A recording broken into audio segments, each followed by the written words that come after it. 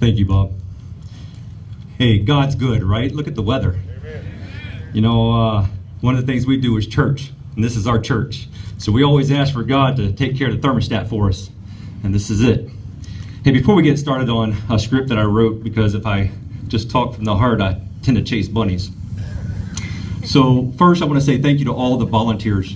There's volunteers that's everywhere, and there's so much that Kevin and Emily put into this, and the committee. It touched me. The first responders, the law enforcement officers who showed up today in force to protect our ride, thank you. Thank you for your service.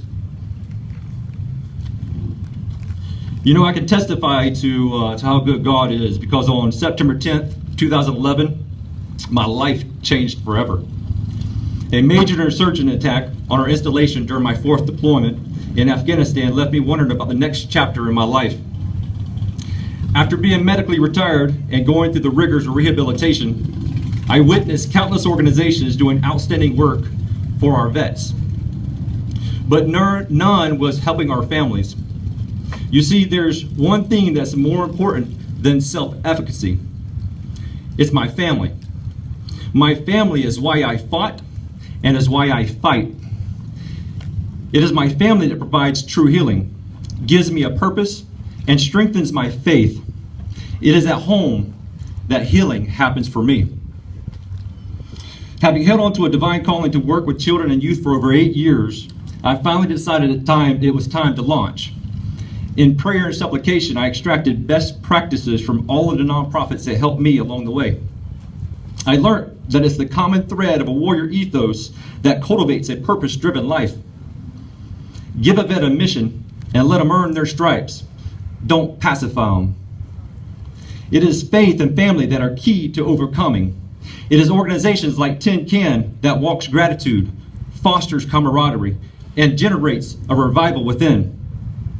It is evangelizing through action, adventure, and the great outdoors that breathes life. It is a tribe that's here today that gives hope in the darkest hour. My Jesus in the storm, my hero, my friend, my chance. While loitering at the Gainesville Harley-Davidson store off of 39th, I ran by a message that speaks volumes of a biker's character. This is my first time hanging out with a bunch of bikers, and I've got to say, I'm quite impressed.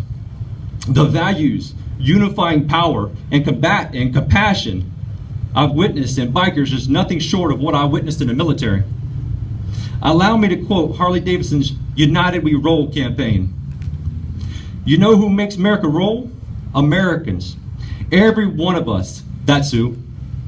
This country was built by freedom-loving, self-reliant, action-taking individuals from every walk of life who work together to find the way forward. That's the story behind every great chapter in our history.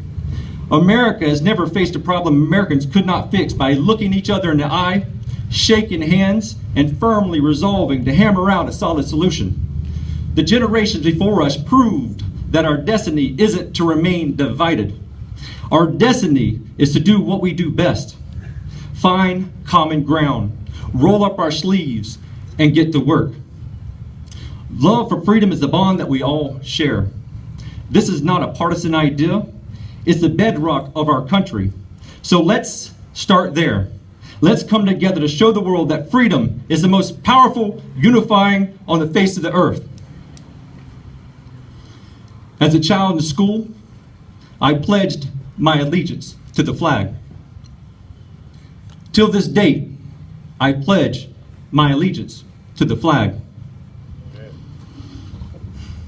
And until the day I die, I will pledge my allegiance to the flag of the United States of America and to the republic for which it stands, one nation, under God, indivisible, with liberty and justice for all.